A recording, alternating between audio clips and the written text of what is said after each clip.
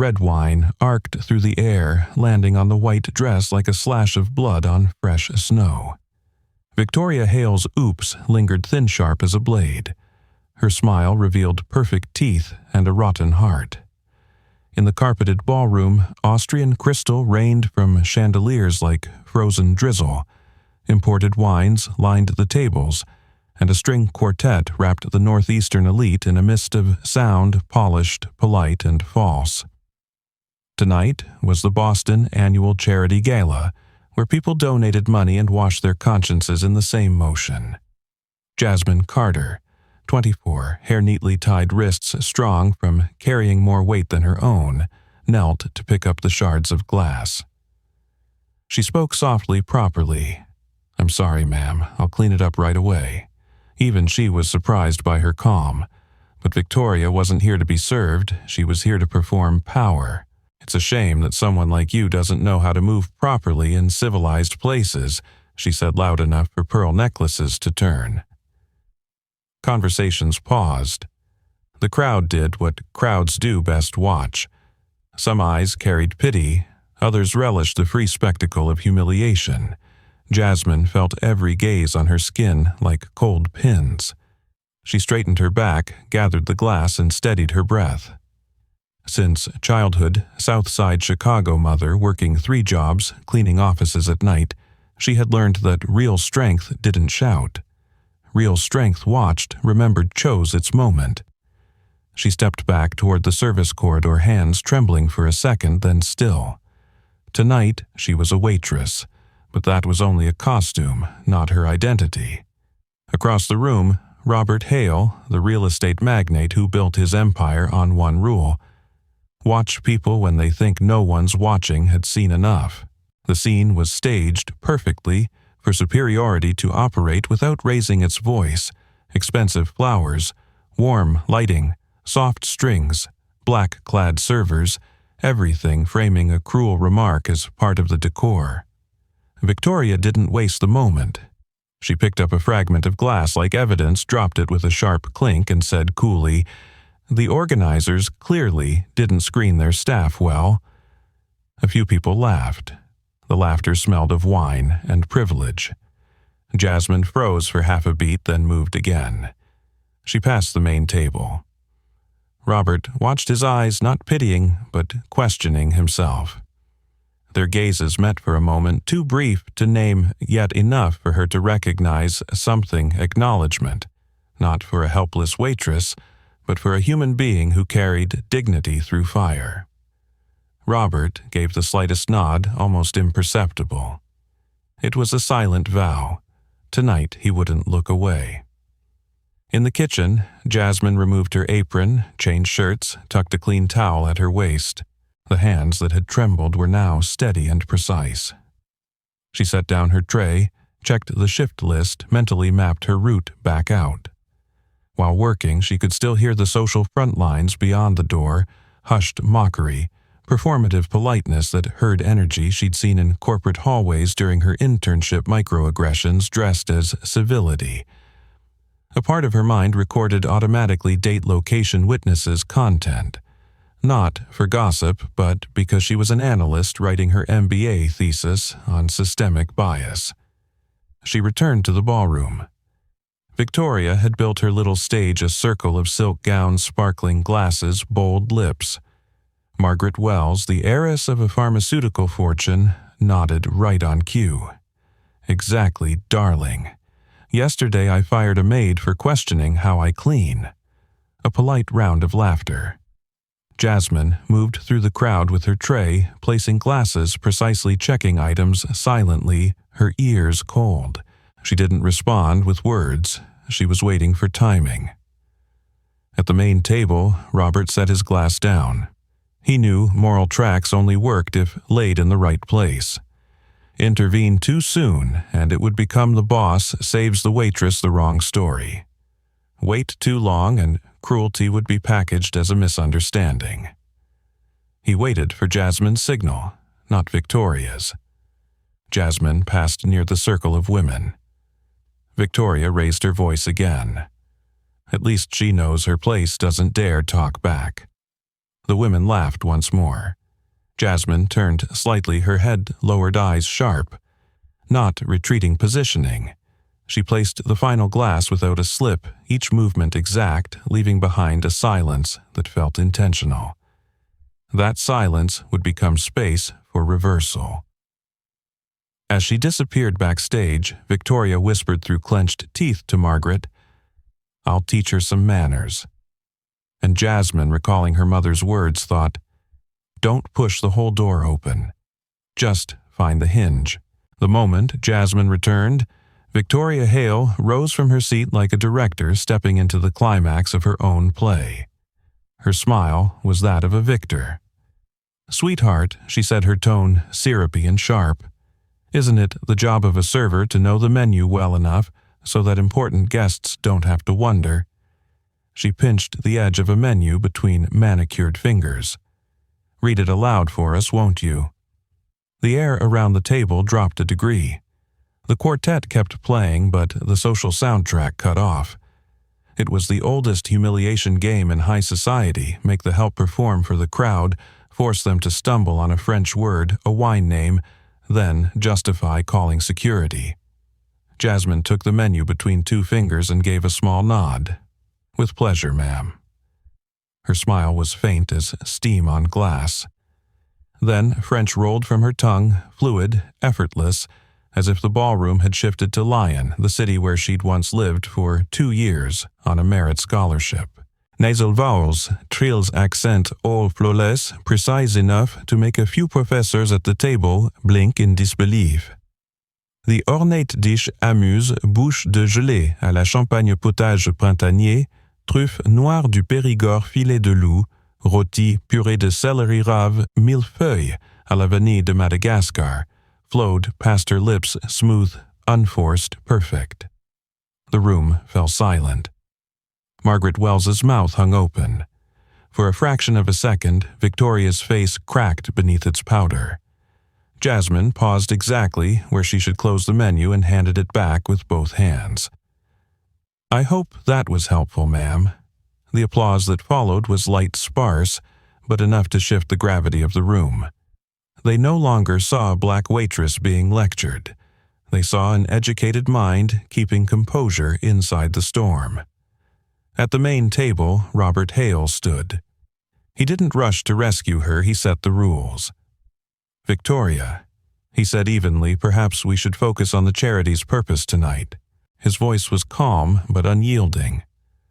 Victoria recovered her social mask just in time. "Of course, darling, I only wanted to make sure everyone understood the standards." Jasmine bowed slightly and stepped back from the circle. She had won a round, but didn't close the curtain. She knew the arena wasn't just about pronunciation, it was about structural power, the kind that required evidence and process. Beside Victoria, Margaret whispered hesitant, "Maybe we misjudged her." Victoria squeezed her friend's hand too tightly. "No, tricks don't change essence. Before this night ends, everyone will know exactly who she is." Her smile returned, but the twitch at her eye betrayed her. She could smell failure, and the first reflex of privilege is always to double down. Jasmine slipped into the women's restroom. The gold-framed mirror threw back her reflection from another world, black uniform, steady wrists, clear eyes. She pulled out a digital recorder, checked the red dot still glowing. Volume consistent, background noise low, 23 minutes of racial slurs, crystal clear, from people like that to knowing their place. And from minute 24 to 39:15 more minutes of we just misunderstood each other, a perfect specimen of reframing guilt into grace. For an MBA student at Harvard writing a thesis on microaggressions in elite environments, it was a live field data set. For a citizen, legal insurance. For a storyteller, the true soundscape of a culture that mistakes its politeness for innocence. A knock on the door. "Are you all right?" Robert's voice. Jasmine opened it. He stood alone, hands clasped, looking worried, like a father watching his child make a moral mistake. He spoke plainly. "I owe you an apology for my wife's inexcusable behavior." I've had 23 years to correct it and didn't." He tilted his head slightly, meeting her eyes. "You're not really a server, are you?" Jasmine smiled faintly. "Why do you think that your French pronunciation is better than half the faculty I know? The posture, the diction, the self-control. I recognize competence when I see it." "I'm an MBA student at Harvard," Jasmine replied evenly, specializing in systemic bias analysis within corporate structures. "Tonight, I'm working part-time to help my family and pay tuition." Robert exhaled, as though pieces of a puzzle had finally clicked. Harvard. God. Victoria just publicly discriminated against a Harvard MBA. But even if you weren't, that behavior would still be indefensible. His tone shifted executive now. Hale Development is facing real DEI challenges. The board's demanding reform after several incidents. I'd like to hire you as an independent consultant full authority to audit our hiring, promotion, and culture systems. Market pay, total autonomy, not charity mutual necessity. "Why me?" Jasmine asked directly. Robert didn't blink. "Because I've been silent for 23 years about prejudice in my own home, and my company may have replicated the same patterns you're studying. I want to correct it with action." Just then, Victoria appeared in the hallway, her smile frozen mid-mask. "Robert, what are you doing with her?" "Inviting her to consult for the firm," Robert said simply. The air thickened like static before a storm. "You can't be serious. She's a waitress. She's a Harvard MBA specialized in exactly what we need." Victoria's face went pale, but shifted gears instantly. "Even so, you shouldn't make impulsive decisions out of guilt." "This isn't guilt," Robert replied. "It's recognition of both competence and business necessity." Victoria turned to Jasmine, painting on diplomacy. "Sweetheart, high society can be awkward sometimes. Let's just forget this little misunderstanding." Jasmine's voice was flat as glass. "There is no misunderstanding, ma'am. The context and meaning are very clear, especially since they've been recorded. The words 'been recorded' fell between them like a detonator." Robert turned to his wife. "You were recorded." Jasmine neither nodded nor denied it. The silence said enough. And in that instant, Victoria Hale realized her downfall wouldn't happen in the ballroom, but in the archive of sound where her own voice would testify against her. The string quartet receded like the tide. The moment Jasmine returned, Victoria Hale rose from her chair, face calm as a director about to call action. "Sweetheart," she said. Holding the menu between her fingers, a server should know the menu well enough that important guests don't have to wonder, right? "Read it aloud for us." Champagne glasses froze midair. Whispers rippled to the edges of the room. Jasmine accepted the menu. "With pleasure, ma'am."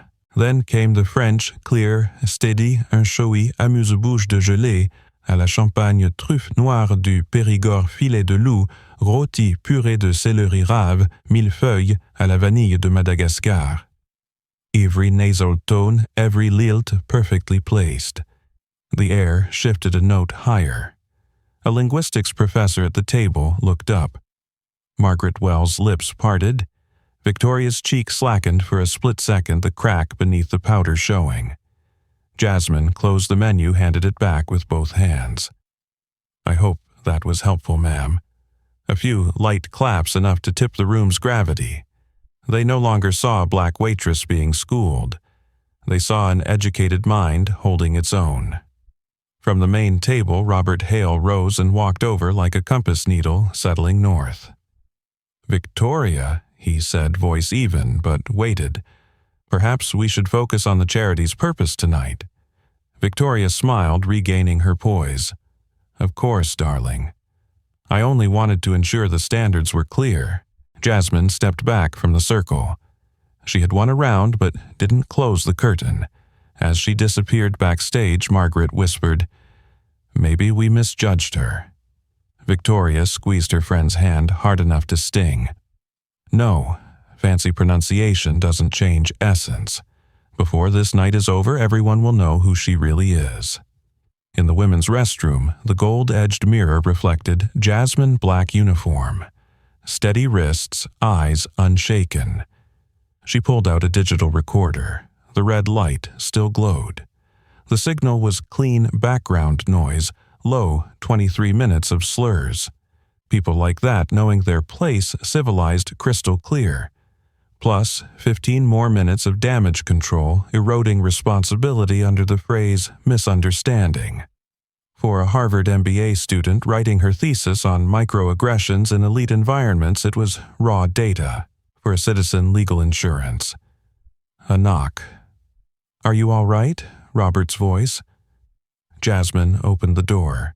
He stood alone, no bodyguards, no assistants' hands clasped. "I owe you an apology," he said plainly, "for my wife's inexcusable behavior. 23 years of marriage, and I should have corrected much sooner." He tilted his head. "You're not really a server, are you?" Jasmine gave a faint smile.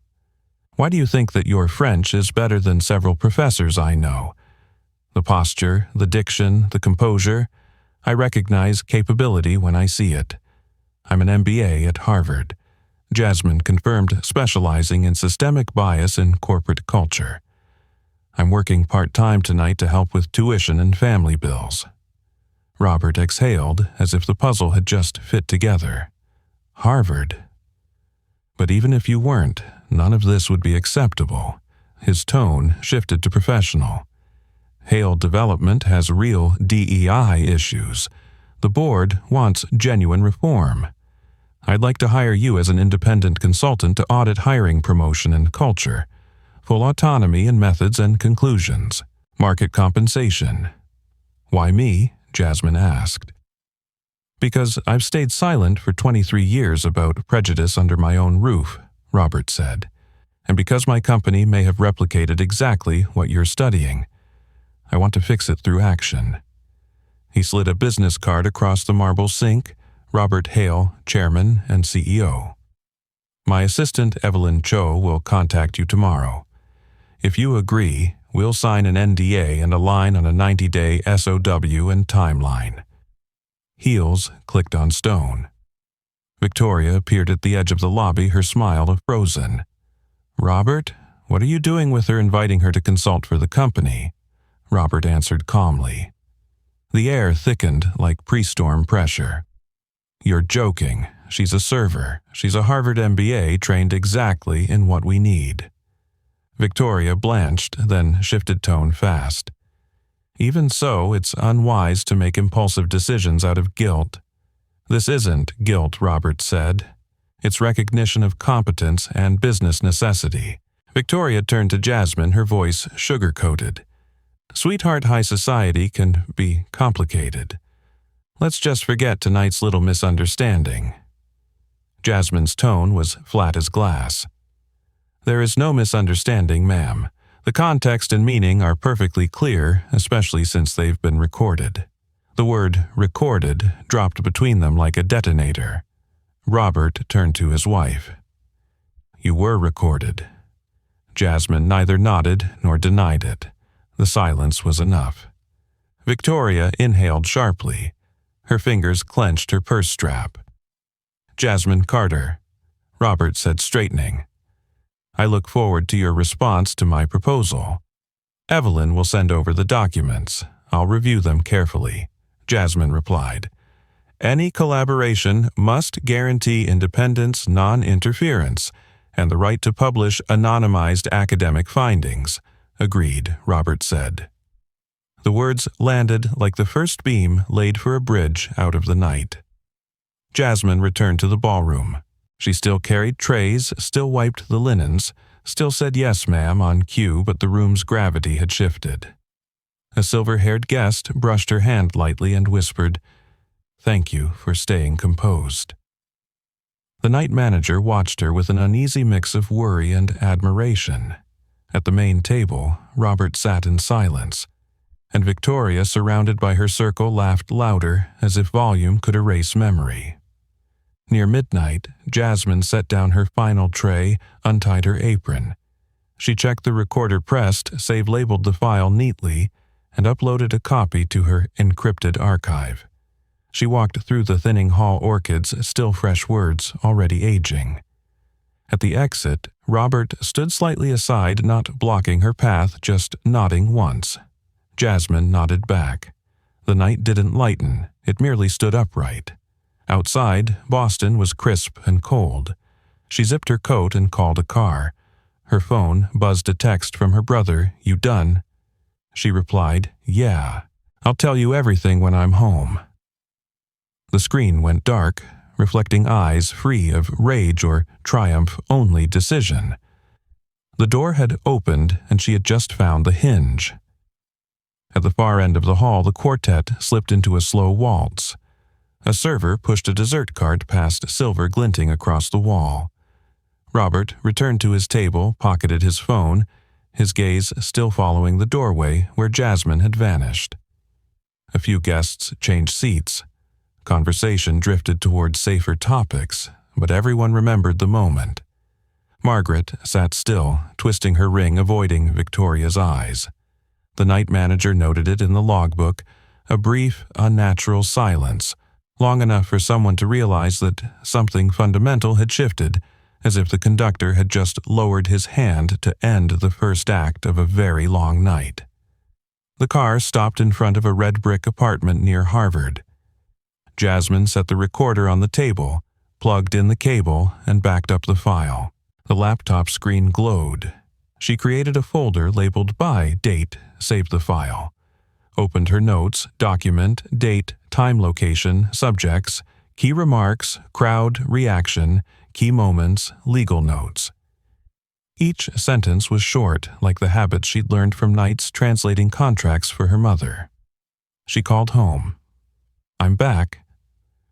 Her mother said she was making soup and asked how the night had gone. Jasmine summarized the broken glass, the slurs, the French reading the husband standing up the consulting offer. "You all right, I am. I followed procedure." Her mother reminded her, "Don't turn yourself into a story for people to gossip about. If you use what you have, use it to make them change." "I won't leak the tape," Jasmine said. "I'll use it where it matters." She opened a document titled Minimum Engagement Conditions. Full control over methods and conclusions. Mutual NDA, no interference in sampling. Right to anonymized academic publication. 7-day data SLA. Right to withdraw upon interference. End-to-end encrypted whistleblower channel. Access to HRSATS anonymized payroll with link keys retained. Milestone-based payment. CEO all-company email. She saved and synced it to her backup vault. 2 strange messages appeared, one mocking, one warning. She took screenshots and filed them into the evidence folder. She slept lightly.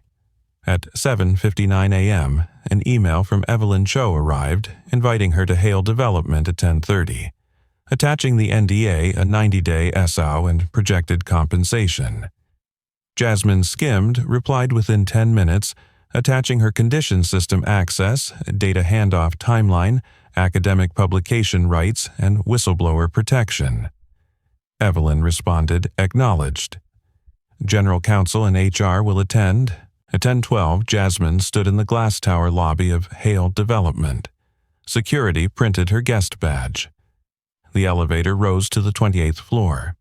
The conference room overlooked the river. Robert Hale greeted her. To his right sat Ben Rogers, General Counsel. To his left, Leah Patel, SVP of HR. Evelyn had the slides ready. "Before signing the NDA, I need verbal confirmation on 3 points," Jasmine began. 1. Full autonomy over methods and findings. 2. Guaranteed data delivery, no interference in sampling. 3. The right to withdraw if interference occurs. Ben nodded, agreed, added to the appendix. Leah said, "I'll be the data liaison." She signed the NDA. Week 1. Jasmine said, "I'll need access to ATS HRIS payroll complaints, reviews 5 years of data final round candidates evaluators, pay grade matrices, disciplinary files." Leah replied, "We'll anonymize IDs. Keep the link keys for mapping." Jasmine instructed. Ben added, "We'll create an isolated data environment. I'll also need an encrypted whistleblower channel with SLA response time." Jasmine continued, "and a protection policy for reporters." Robert said, "Approved." Training Jasmine went on, no checkbox modules, real pre- and post-assessments. Failures retake. Repeat offenders after training documented disciplinary action. Leah hesitated, then nodded. Coaching for 12 senior leaders. "Done," Robert said. "Pilot programs, 2 units, 1 revenue, 1 operations. Hard OKRs, promotion gaps. Minority, retention rate, complaint, resolution time." Evelyn took notes rapidly. Ben inserted a clause forbidding interference with conclusions. Robert approved. Through the glass corridor, another wing was visible. Victoria Hale walked past green-dress sunglasses. She didn't enter, just glanced in like someone who'd lost her microphone. Robert noticed, but kept his tone steady. "What else do you need?" he asked. "An all-company email from you," Jasmine said. 7 sentences why this is being done, where authority lies, responsibility for non-cooperation, the whistleblower channel, protection policy, metrics, launch date. "I'll send it before end of day," Robert replied. "And I'll need the coaching schedule for each leader," Jasmine added. "Evelyn will deliver it." They finalized the timeline: weeks 1-2 data audit, weeks 3-4 anonymous interviews and focus groups, weeks 5-8 training and revision of hiring performance SOPs, weeks 9-12 pilot dashboard report. Jasmine requested meeting times with heads of A&R and fulfillment. Leah sent them immediately. She asked for the internal mentor list. HR offered 3 names, she asked for 9. They settled on 6 to add more later. Robert concluded, "Resources will be open if you hit a wall, report directly to me." 11:36, meeting adjourned. In the elevator down, Jasmine opened her inbox. Evelyn had already sent the NDA with appendix, the updated SO, and the Monday kickoff schedule. In the lobby, she stood beside a fern planter reading each line. A new message popped up. "We know who you are." She took a screenshot, saved it, tagged it as potential harassment. Then she left the building, cold sunlight spilling across the sidewalk. At noon, she sat in a cafe near campus and sent her confirmation, "I accept," provided the company-wide email is released before the kickoff. Attached is the dashboard draft. The Excel file had 3 tabs: hiring, promotion, retention. She requested a sandbox for data pipeline testing. Evelyn replied, "IT will provision within 24 hours." Jasmine scheduled a 9:00 a.m. Saturday call with the data team to discuss schema data dictionary and mapping keys. In the afternoon, she walked along the riverbank holding a bag of bread and the soup her mother had told her to reheat. The wind smelled of water. She recalled the faces from last night, the shift manager's small nod, the silver-haired woman's touch, the young waiter watching. She reminded herself, no miracles only. Calendars, data repetition, measurement, revision. Her phone buzzed an all-company email from Robert Hale, 7 sentences exactly as requested. The last line read, "If anyone obstructs this program, report directly to me." She opened her audio software set markers at minute 3, 7, 10, 12, 18, 25. She saved another copy to a USB drive and locked it in a small metal box. When the lid clicked shut, the room went still. Across the city, Victoria sat before a mirror brushing her hair. Jasmine blew out a candle, leaned back, exhaled. Tomorrow she would stand before a room of people in suits, talk about data and dignity, and turn one more hinge. Everything was aligned. It began today, 9:00 a.m. The 28th floor conference room of Hale Development opened to a glass view over the narrow, gleaming river. On the screen was the first slide, DEI Kickoff Quarter 1. Robert Hale's 7-sentence email had gone out the night before. This morning, its subject line sat in every inbox beside routine meeting invites like a bold ink stroke.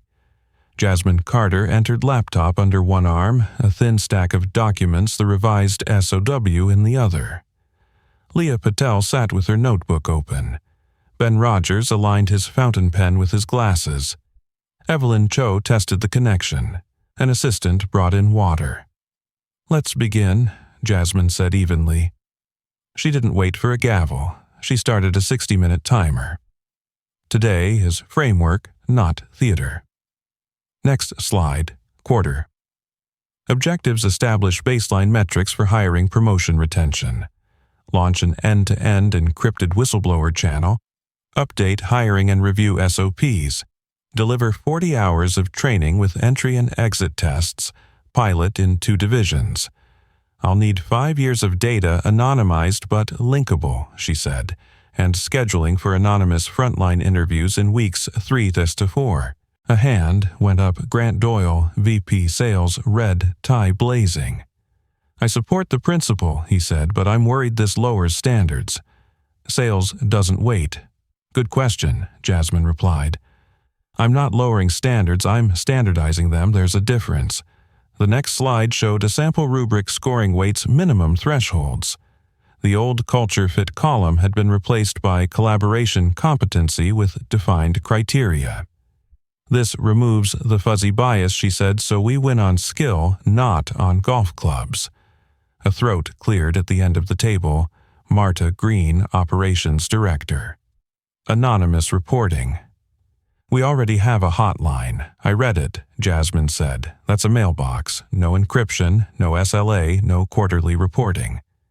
She showed the new process encrypted submission case ID Generation 7 to 14-day response window accountability ladder internal public dashboard. "Who owns it?" Leah asked. "You and I," Jasmine said, glancing toward Robert. He nodded. "Me too." She moved to training. No checkboxes. There's a test. Fail you retake. Repeat bias behavior. Post-training recorded as disciplinary. Silence, then pen scratched paper. Leadership coaching dates and hours for all 12 executives, she said. "I'm traveling this week," Grant muttered. Then, next week, Jasmine answered without lifting an eyebrow. "This isn't recess." The door's reflection caught motion Victoria Hale gliding past the outer corridor in a dark green dress, silent behind glass. No one commented. Jasmine didn't glance up. She clicked to the Values Council slide, frontline reps, legal HR, and one external community member. They'll have veto power over policy changes affecting vulnerable groups. Ben Rogers looked up. "We'll need a clear charter. You'll have it," Jasmine said, "and it'll be public." 10:01. The timer showed 59 seconds left. Pilot schedule, she clicked Unit A Sales East, Unit B Fulfillment Central. Grant raised his brows again. Jasmine met his eyes. "I want one revenue unit and one ops unit to measure cross-impact," approved, Robert said. Timer hit 000 Ashu. "Thank you all." Jasmine closed her laptop. Next session's data architecture. Data and IT at 11:30. Heels echoed down the hall. In the pantry, she poured water while 2 employees whispered behind her. Heard she's from Harvard. Last night at the gala, she read French like a movie. Quick glances, cautious, curious, quietly admiring. Jasmine smiled without turning. She still had 2 more meetings. Listening, session 1 frontline, no managers, and an IT working session. Listening, session 1, small room blinds, drawn whiteboard, uncapped.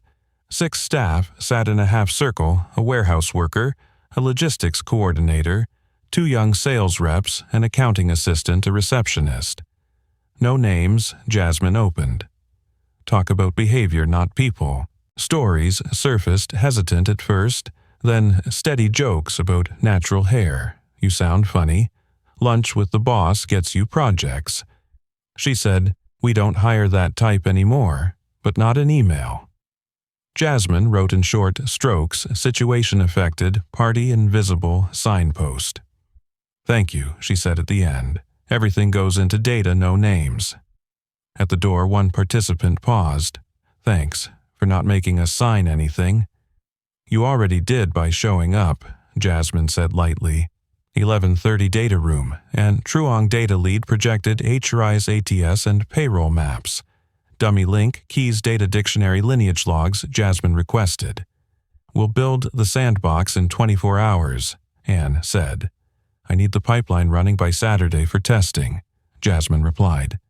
"Also, a map between position codes and pay bands. Doable. And access logs who views what when." Logged, Ben confirmed. By afternoon, Robert's email dropped across the company 7 sentences, word for word, as she'd outlined. Line 4, all mid-level managers and above must complete coaching this quarter. Final line, if anyone obstructs this program, report directly to me. Replies trickled in, more bureaucracy. Do we really need disciplinary files for this? Leah forwarded 3 sharp complaints to Jasmine. She answered calmly, log in risk register. Tag as anticipated resistance. 5:45 p.m. Training room. Pilot class of 12 frontline managers face the projector. Microbias is measurable from example to SOP. A young man raised his hand wary. "Isn't this getting political?" "No," Jasmine said. "It's professional safety, like workplace safety. Get it wrong, someone gets hurt.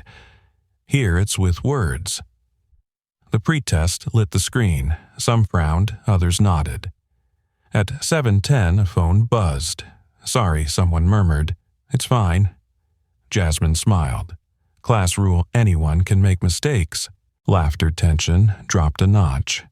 When lights went out, moonlight cut through the glass. Jasmine packed her markers.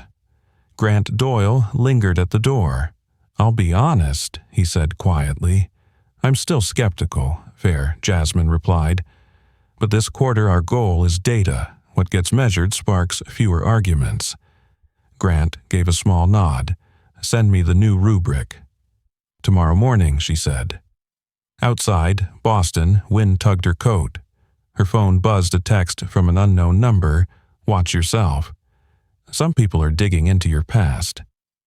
She took a screenshot, filed it in evidence misc. A minute later, another someone recorded last night. She stared for a beat before locking the screen.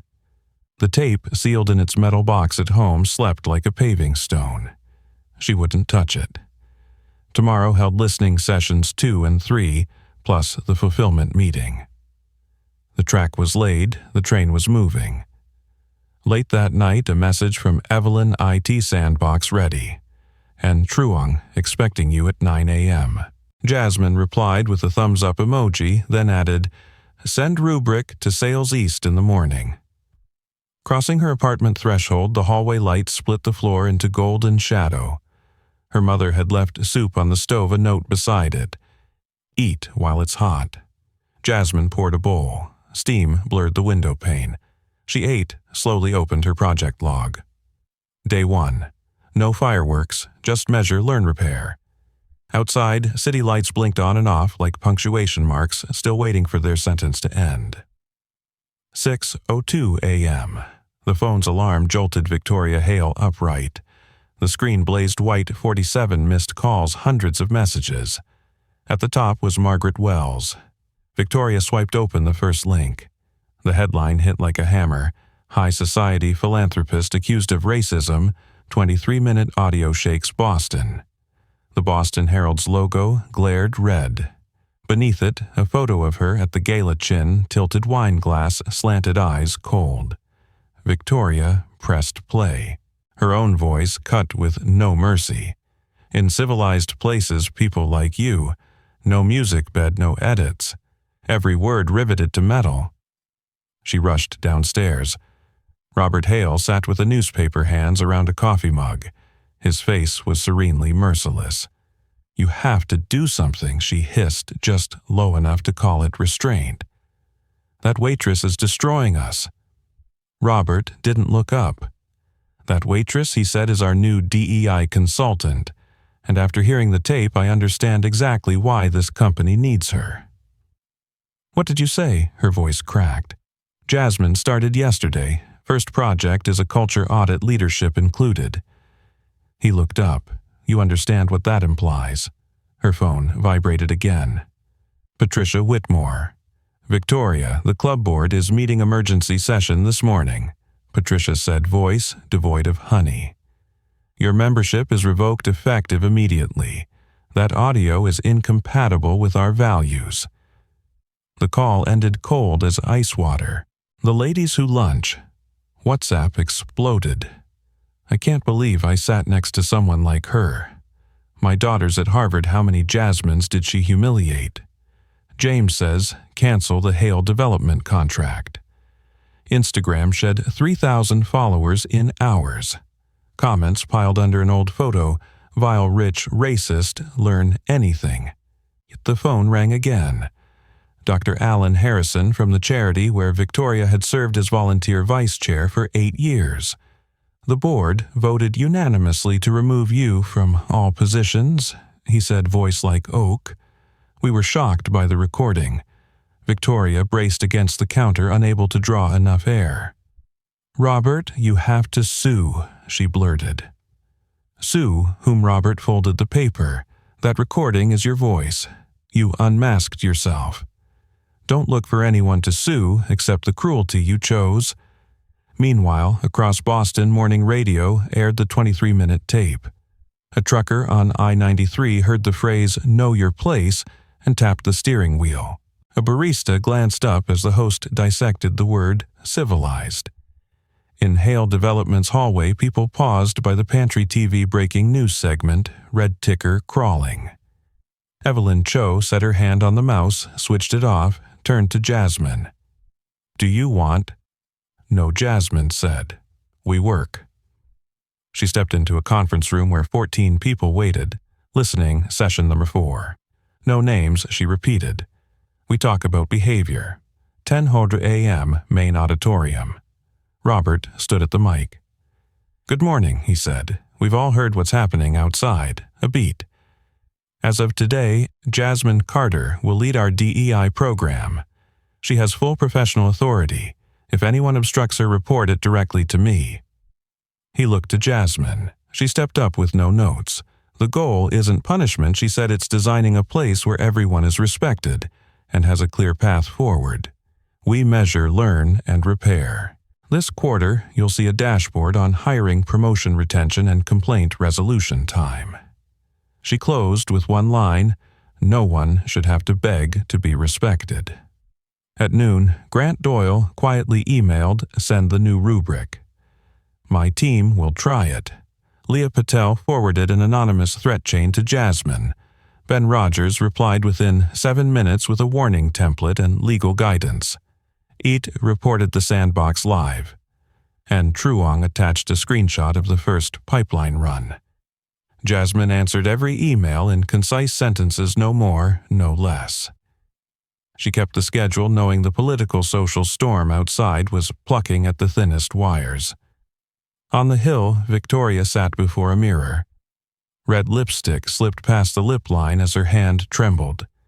She called Margaret. They're turning on me. Margaret sobbed. Charles canceled the contract. They say they won't touch toxic factors. Toxic, Victoria repeated, as if the word lacked meaning. She opened Instagram, tried to type an apology, deleted it, tried again, deleted again. Every sentence sounded like dialogue from a bad play. She tried Patricia once more. No answer. Afternoon, the bedroom door opened. Robert came in and pulled a suitcase from under the bed. What are you doing? Leaving, he said. The lawyer will deliver divorce papers tomorrow. Over a waitress. Over a Harvard student you publicly demeaned, he corrected. Over 23 years of my ignoring your cruelty. Over not wanting to live with the kind of person I've despised my whole life. Victoria stepped forward, clutching his sleeve. Robert, we can fix this. I'll apologize publicly. This isn't PR, he said, voice flat. It's about people. He laid a suit in the case and zipped it. The house is yours. The court will handle assets." The door closed. Suitcase wheels faded down the hall. Victoria stood in the room, arms slack, as if a load-bearing wall had vanished. She looked around, rows of dresses, shoes still gleaming silver-framed photos, smiling in sunlight. Everything still and unmoving. The phone buzzed. "We know who you are." "Shame on you." "Learn anything yet?" Messages swarmed like ants. She powered it off. On the 28th floor, Jasmine wrapped a late training. The last attendee paused at the door. "Thanks for not turning this into a public flogging." "This isn't a stage," Jasmine smiled. "It's work." The lights dimmed, leaving a slim band of glow along the glass. She stood a moment looking out at the city. Below, headlights stitched together like seam lines. She heard her mother's voice use what you have to make them change. She didn't turn on the radio. She didn't read the comments. She filled in the final 3 boxes on the Q1 OKR's baseline, nearly complete. Whistleblower channel live, all 12 coaching slots scheduled. Night fell. An email from Robert landed in her inbox. A single line. "Thank you for keeping time in the storm." Jasmine replied, "No storm lasts, only the track." She shut the laptop. Outside, wind pulled at the clouds. Somewhere else in the city, Victoria stared into the dark, listening to the big house breathe. 2 words, circled with no escape, recorded evidence. And for the first time in years, she had nothing left to say. Saturday morning, 9:00 a.m.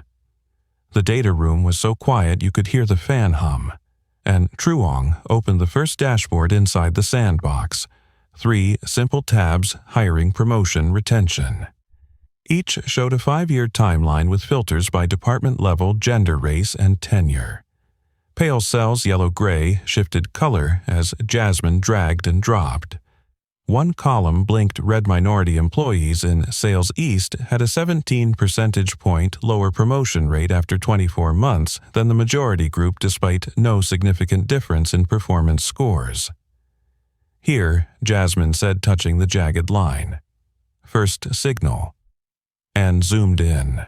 At the bottom was a system note: stretch assignment allocation bias, suspected the snippet of code Jasmine had written to flag when challenging project opportunities were distributed unevenly. She opened a subsheet: everyone assigned to Project Phoenix over the past 2 years, 78%. From one demographic, the remaining 22% spread across all others. Not because of competence, Jasmine said, but because friends get called first. Leah Patel jotted immediately: revise project assignment SOP, transparent criteria, open registration, mandatory written reason for rejections. Week 2, the 40-hour training cycle began. A banner hung at the door. No one should have to beg for respect. The first session focused on measurable micro-biases drawn from real cases. Natural hair mocked as wild regional accents mimicked just joking remarks that shrank people. The entry test ran on tablets: 30 multiple-choice questions, video scenarios, a short written reflection. On the instructor's dashboard, 38% failed. A few mutters. Jasmine neither smiled nervously nor scolded. "Retake after learning," she said. "Same as workplace safety. If you handle people, you need to know what you're doing." During break, Grant Doyle stood by the coffee machine staring at the score chart. "A lot of my team failed," he said without looking at her. "They'll retake," Jasmine replied. "I need your coaching slot next week." Grant nodded, reluctant. "Send me the new rubric." "Already did," she said. "And a blind interview checklist: first round hides name, and school keeps only skills and evidence." Grant pursed his lips. "I still get to meet them later." "Of course," Jasmine said. "But to reach that stage, they'll pass the job description, not your bias." Week 3. Listening Session 5. Small room curtains, drawn plastic chairs in a semicircle. A warehouse worker recalled being called Superman whenever he asked for help, like his strength had no limits. A receptionist said she was kept front desk because of her bright face, while her internal file read less suited for analytical roles. A saleswoman admitted after-work drinks are the unspoken entry ticket to Project A. Jasmine asked simply, "Who schedules logged where signed by whom?" The usual answer, no one. She underlined no one is the problem. SOPs must list name, time, reason. At the door, one participant hesitated. "You really didn't write our names right." "I wrote footprints," Jasmine said. "So no one has to beg." Week 4. The Whistleblower channel went live dedicated link end-to-end encryption each report with a case ID 7 to 14-day SLA. Within 48 hours, 2 cases arrived recurring comments about appearance in fulfillment and a wine-tasting interview for female applicants in sales. Leah called Jasmine into a side office, laid 2 printouts on the table. "See," she whispered. "When there's a road, people walk. Now, we keep it clean," Jasmine said. Together, they drafted the first response's acknowledgement, automatic anonymity, optional meeting slot process reminder. Ben Rogers added one line. "No retaliation will be tolerated. Any act of retaliation will face disciplinary action." Week 5. Leadership Coaching. Glassroom. 12 leaders. 12 packed calendars. Jasmine moved person to person, like tuning machines, posing questions, giving scenarios requiring commitments. When it was Grant's turn, she pulled her chair close and placed a one-on-one session sheet between them. "We're talking about culture fit," she began. "If you remove that line from your rubric, what replaces it?" Grant paused. "Ability to close deals with difficult clients." "Define it. Behavioral points, examples, evidence." Jasmine slid him a printed template. "Here's a model." Grant studied the black and white sheet like a new tool of trade. "I'll try it," he said. "Can't promise I'll love it." "Tools don't need love," Jasmine answered. "Just use." That afternoon, an internal call lit up Robert's screen. The board wanted a midterm update. Robert unmuted, camera off. "We're laying the tracks," he said. "There'll be noise, but the train's moving." He brought Jasmine on. She presented briefly baseline data promotion gaps, 2 whistleblower reports, training content, pass-fail rates after retakes. An older voice asked, "Could this process get us sued?" Ben replied evenly.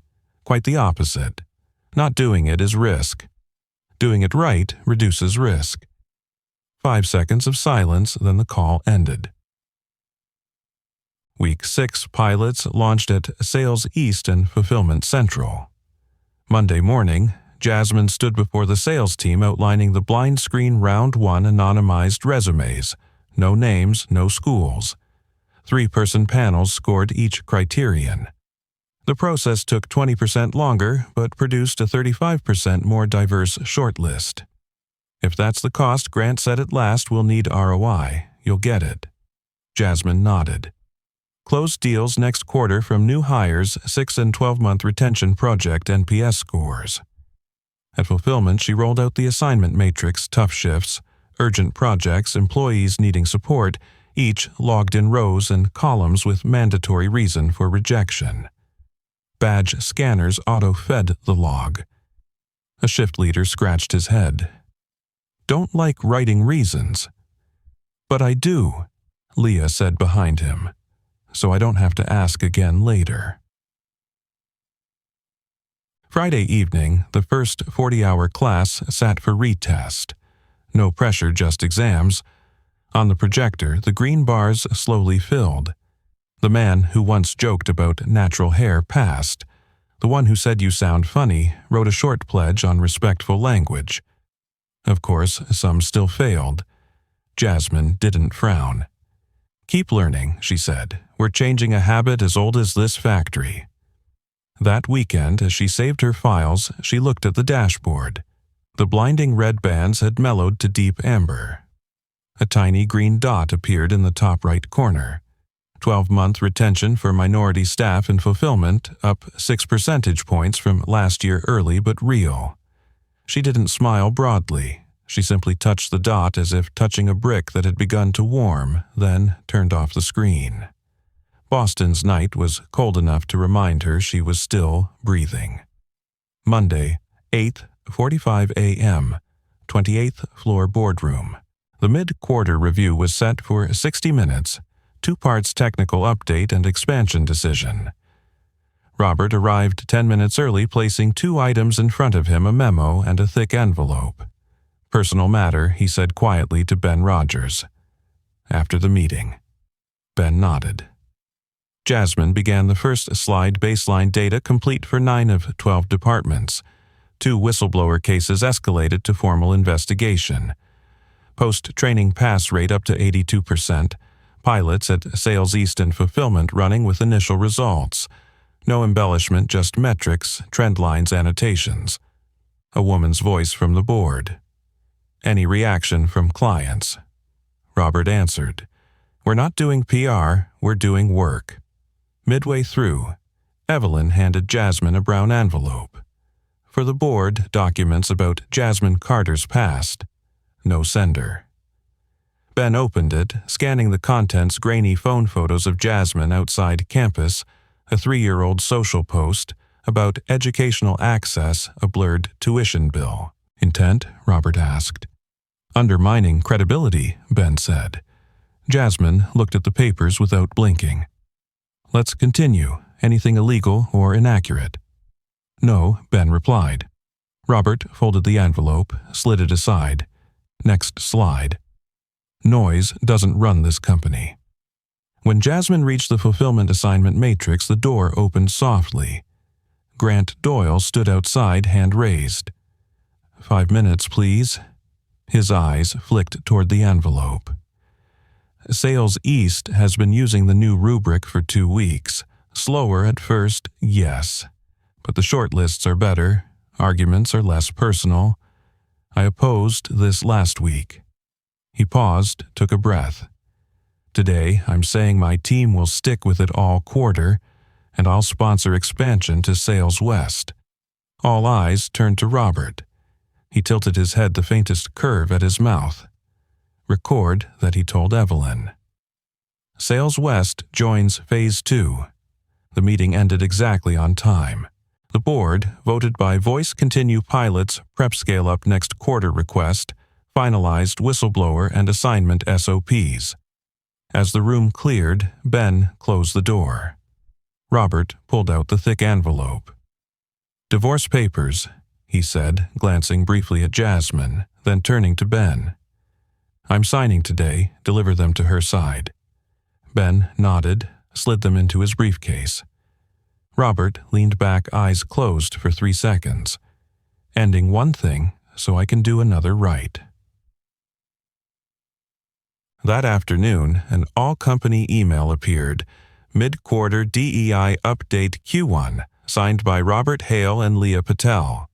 7 tight lines, completed milestones metrics thanks to data and HR remaining coaching schedule, non-retaliation reminder whistleblower link, and if anyone interferes, report directly to me.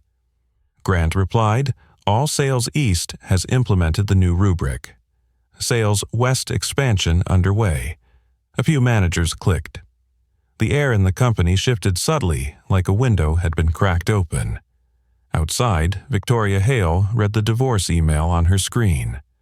Her hand pressed against the desk edge as if holding the house steady. She called Margaret.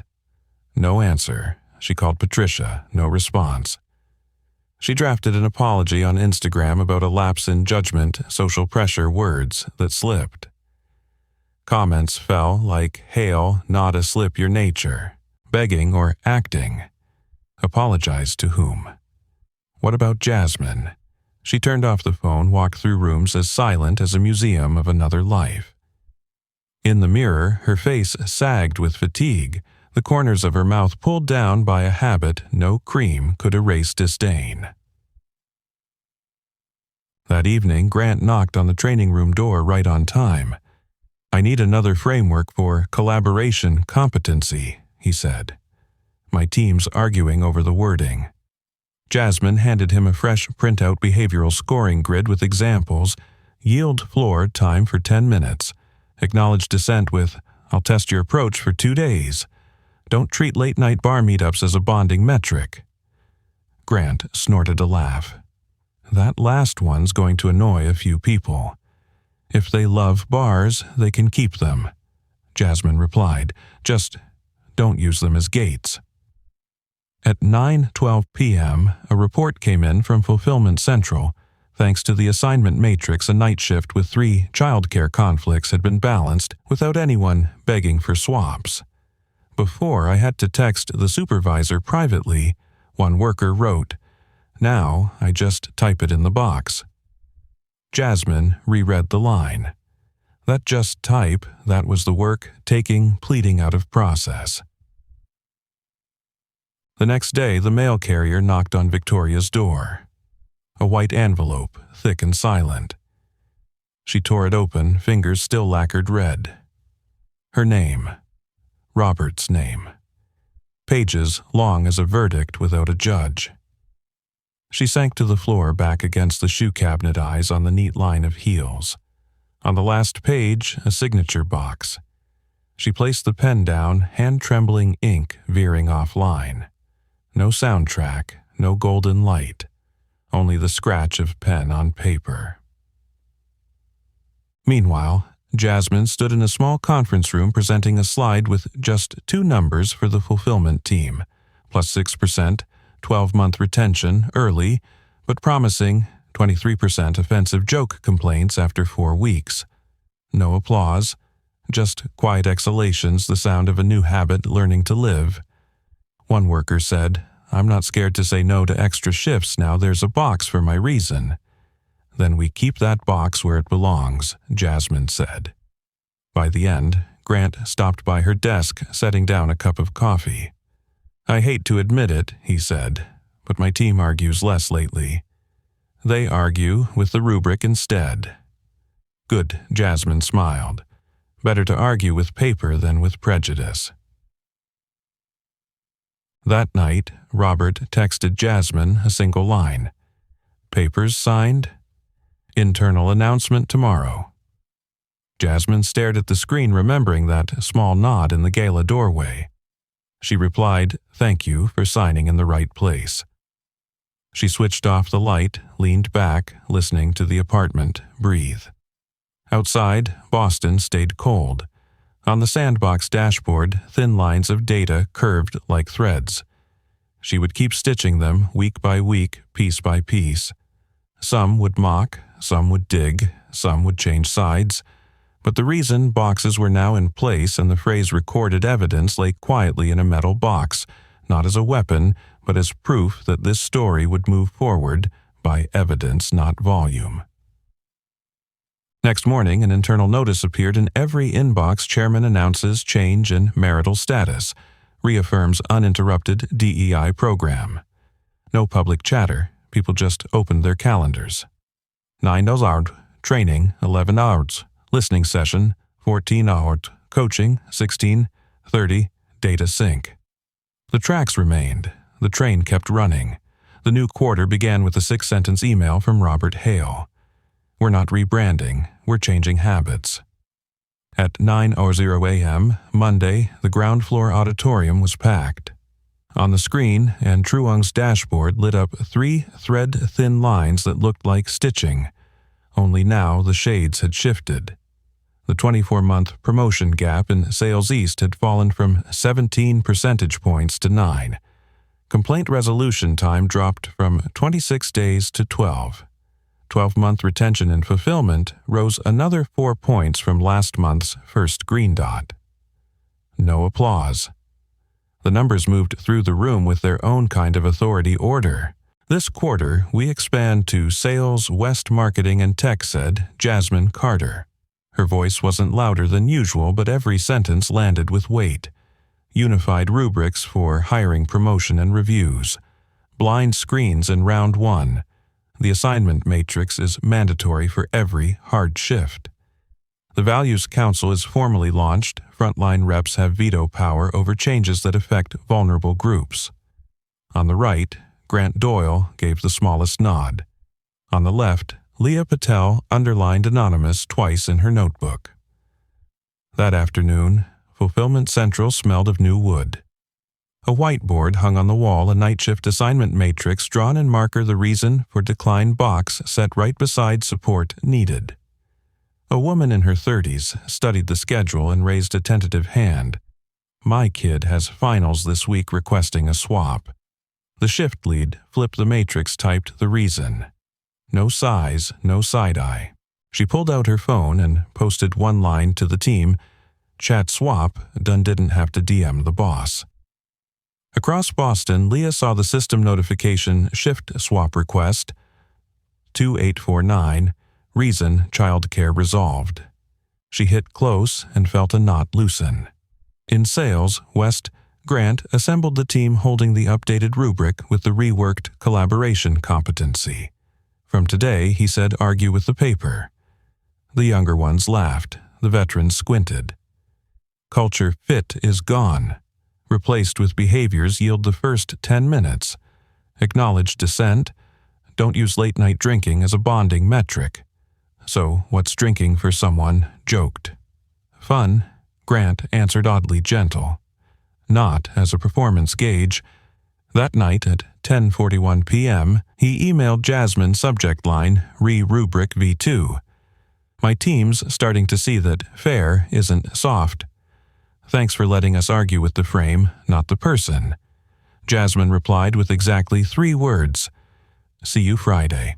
The Values Council's first meeting was on the 10th floor, not the 28th. A teapot and a plate of cookies sat on the table. 6 people in a circle, 2 frontline staff, warehouse and reception, 1 mid-level manager, Leah Ben Rogers, and an outside community voice, Alana Brooks, who runs a local worker rights group. The only agenda item, check the hidden stuff. The hidden came into the light. Post-work bar runs the real internal chat without women project nominations via the guy's network. Ben sighed and read the anti-retaliation clause. Alana proposed adding core hours, all bonding activities within 9 to 5. No one required to attend after hours. Time at home is also a form of fairness, she said. Heads nodded. Over the weekend, a local paper ran an unglossy piece. A company changes by small moves hail, development drops, culture fit for measurable criteria. No loud quotes.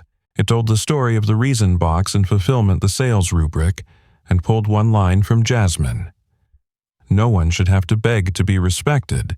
It stayed top red for 3 days. Jasmine's inbox filled with emails from other firms. We want to learn. Light audit next quarter. How do we start without burning down the org? Evelyn Cho opened a folder labeled External Inquiries and asked, how many do you want to take? Jasmine looked at the calendar. Coaching Pilots Council. 2 max and a quarter, she said. Only if independence conditions are honored. One rainy afternoon, Robert knocked on the classroom door where Jasmine was teaching the 40-hour course. He waited, not interrupting. When the session ended, he handed her a small envelope, hailed development offer. We want you beyond 90 days, he said. Title, Director of Diversity. Same authority plus budget and headcount. Jasmine opened it and read slowly. In her head, her mother's voice. Don't push the whole door. Turn the hinge. I'll answer Monday, she said. I want to talk to my mother first. Robert nodded. Of course. He paused, as if weighing something new. Tomorrow night, if you're free, there's a community scholarship fundraiser. I'd like to invite you. He smiled lightly. Not a gala, just a high school gym, no Austrian crystal. That evening, on the old sofa, her mother ate hot soup and listened to the offer. What do you want? She asked. Jasmine looked at her hands, marker stains not yet faded. I want to see those reason boxes in the right place in more places. I also don't want to be locked into one seat just because someone needs me to make them look good." Her mother nodded, smiling softly. "Then choose the path that keeps your power. Say yes with conditions." Jasmine grinned. Already drafted. Monday morning, she sent her acceptance. "I accept the Director of Diversity role with conditions professional independence. Direct line to the CEO, minimum budget of X. Authority to hire a 5-person core team. Right to anonymized academic publication. No subordination to PR." At 10:02, Evelyn replied, "Signed. Congratulations." Leah high-fived Jasmine in the pantry, and Truong brought bagels and Grant Doyle leaned in the doorway. "Don't make me sit the 40 hours again. Retake if you fail." Jasmine squinted back. That afternoon, an unexpected call hit her desk phone. Caller ID unknown. "Hello, Jasmine Carter." A woman's voice dry thin. "It's Victoria." A pause. Her voice broke. "I want to apologize." Jasmine looked out the window. The rain had stopped the river like sheet metal. "I'm not the right person to receive that," she said, calm. "If you want to do something meaningful, apologize to the people you hurt. And put your signature on changes that make it less likely to happen again." "I don't hold any seats to sign. Everyone has something to sign," Jasmine said softly. "Even if it's just a 'don't do that' to a friend." The line went quiet. "Peace to you." Jasmine finished and set the phone down. That night she sat back at the screen and opened a new file, Scholarship Pitch.docx. Theme: scholarships for frontline workers studying data technology or public policy. Priority for children of laborers. She filled in 3 bullet points and sent the draft to Robert and Alana Brooks. At 2:13 a.m., Robert replied with one line, "Let's discuss tomorrow. I have a personal matter to share." She powered down. In the room, the sign, "No one should have to beg to be respected," faintly reflected on the glass like a promise that could stand on its own. 6 months is just long enough for a new habit to earn an age. On the consolidated dashboard, the reds had thinned out. The yellow cells lined up like orderly bricks. A few dark green dots glowed in the corner. Plus 111%, 12-month retention and fulfillment promotion gap, down to 6 points in sales complaint resolution. Steady at 10-12 days, post-training pass rate at 96%. The Values Council now had a charter frontline seats veto power over unsafe changes. Quarterly whistleblower reports went to the whole company, anonymous yet transparent in numbers, types, and outcomes. In the employee handbook, culture fit had vanished like it was never there, replaced by a chapter titled Collaborative Behavior, complete with metrics.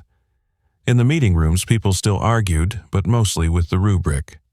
Jasmine Carter now officially held the seat of Director of Diversity. Her 5-person core team worked like a small workshop. 2 data analysts, 1 policy specialist, 1 training coordinator, 1 whistleblower lead. They didn't inspire. They worked cleaning data, fixing SOPs, teaching tracking KPIs. She kept her promise to her mother, taking on 2 external consulting projects by quarter's end, both under independence clauses. Each company began with a whiteboard titled Reason for Decline.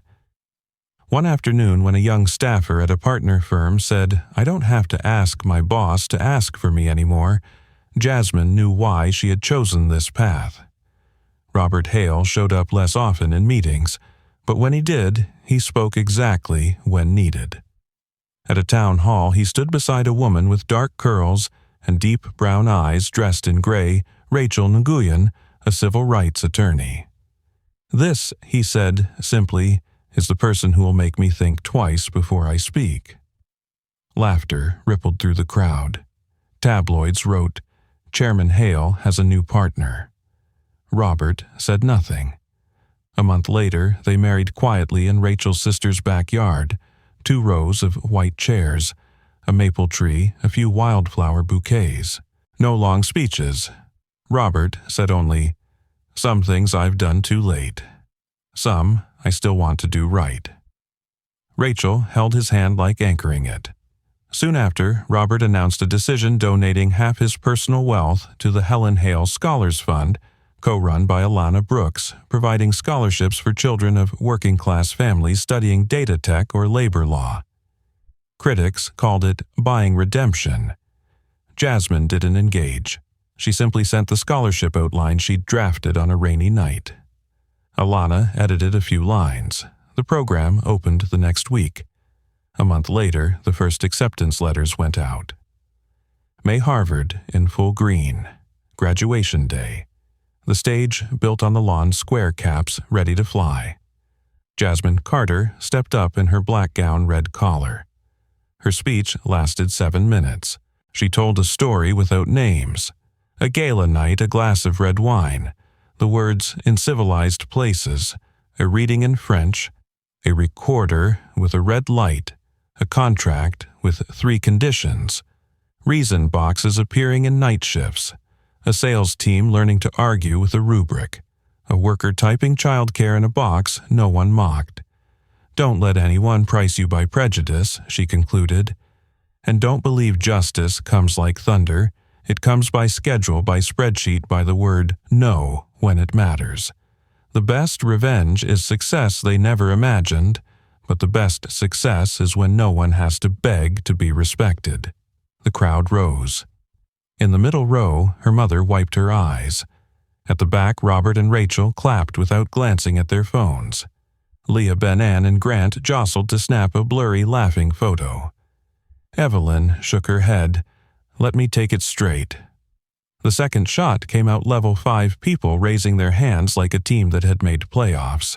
That night, they returned to Boston, ate pizza in the 10th floor meeting room, took another photo whiteboard, reason behind them. Let's hang it in the lobby, Leah joked. No, Jasmine smiled. Keep it here. The lobby's for things everyone agrees on. This belongs where people work. Boston's night didn't sound like the galas, but somewhere else in the city a late-night radio show played a segment on workplace bias. We'll start with one example, the host said, then played a short anonymized clip, The Right Place, and explained it in legal and policy terms. The once infamous audio had become a teaching case. On a hilltop house, Victoria Hale lay sideways on a couch, TV muted. She had written many apologies, posted, deleted. Letters sent to old acquaintances unanswered. She tried calling Patricia Margaret, knocking on the doors of new clubs. Polite voices said, "We'll review," then vanished. On her desk sat a postcard, never mailed, I was wrong. I'm relearning, even if late. She stared at it, then underlined 2 words, relearning. At Hale Development, the quarter ended without confetti. Jasmine presented the dashboard, 12 lines now interlaced into a web. Grant reported first-round hiring now faster with scoring tools. Personal disputes down. Quarterly revenue. Steady project pipeline more diverse. Fulfillment reported fewer emergency shift swaps, clearer reasons for rejections. Bad joke complaints down another 12%. The Values Council requested a new item-safe language in internal chats. Everyone agreed. We keep going, Robert said. No fireworks, just more track. That night, end of season, Jasmine sat alone in the 10th floor room, gazing out the glass. The city lights stitched across the dark like healed scars. She opened a cabinet, took out a small metal box. Inside, the USB labeled 23 minutes lay still as a river stone. She no longer needed it to remember why she began, but she kept it a private relic, a reminder that everything is recorded, not just in sound, but in metrics text and quieter night shifts, made lighter by a single small box. She turned off the lights. On the desk, under a glass paperweight, a handwritten note read, "No one should have to beg to be respected." At the door, she paused, thinking of the white dress and the red stain like blood on snow. That humiliation was never erased. It had been transformed into mechanisms, into words, into habit. She smiled faintly. The elevator doors slid open, smooth as oiled hinges. She stepped in, pressed G. When the doors closed, the steel reflection showed a young woman whose eyes no longer needed loud victory, only right order. Somewhere, a clock reset to 0:00 for the new quarter. The train kept running, and those aboard were learning, one by one, how to stand right, speak right, act right, not out of fear of being recorded, but because they'd chosen to. In the end, the journey of Jasmine Carter, Robert Hale, and Victoria Hale showed this. Justice doesn't arrive as lightning, it arrives through schedules, dashboards, and those reason boxes put in the right place, so no one has to beg to be respected. And you, if you were Jasmine Robert or Victoria at that turning point, what would you do to change the culture where you live and work? If this story moved you, like, share and subscribe with the bell on so you don't miss the next chapter.